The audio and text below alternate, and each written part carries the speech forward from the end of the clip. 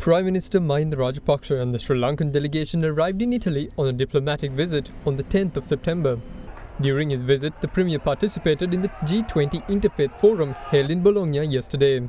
Delivering the keynote address at the forum's inaugural session, Prime Minister Rajapaksa stressed on making educational reforms which would highlight the commonalities of all religions. Our future as one nation depends very much on this idea of unity and solidarity, which is absolutely essential to achieve our economic, political, and social goals. Extremist ideology and violence associated with it represent one of the most serious challenges of our time. It is appropriate to recall the tragic event of 9/11 exactly 20 years ago and to share our deep sense of grief with the families of victims of this outrage and indeed with all humankind. This is a reminder of the need for eternal vigilance against all forms of terrorist action, however be the offenders and whatever be their professed aim and purposes. I have no hesitation in identifying education as the most important of these areas. It is the duty of policymakers and educationalists through the curriculum and methods of teaching in our school and universities to emphasize what all religions share in common, the areas of consensus, rather than the point of reflecting differences.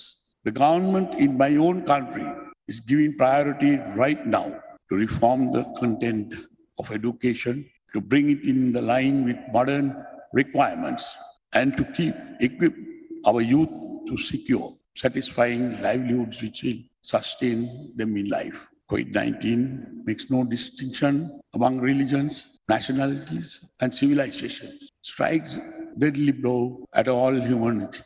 In order to survive the pandemic and resume our lives once more, international cooperation needs to be strengthened. Vaccines and other protection made possible by modern medicine must be available across the globe with firm arrangements in place for less affluent nations to be assisted by international organizations and by countries with strong economies. While it may be legitimate for countries to close their borders temporarily to contain the virus, isolation is not the answer. This is a field in which gender equality and dignity is of special importance.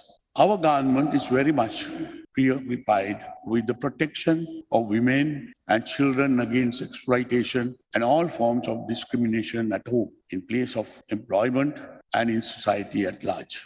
Outdated laws relating to marriage, custody, and inheritance are being currently updated by the Parliament of Sri Lanka. Our attitude is one of zero tolerance of human trafficking. Climate change and other environmental issues are in the forefront of our minds. Sri Lanka is trying its best to adopt a balanced approach to human development. While progress on economic issues, it is necessary to support rapidly growing populations. This cannot be done at the expense of the environment.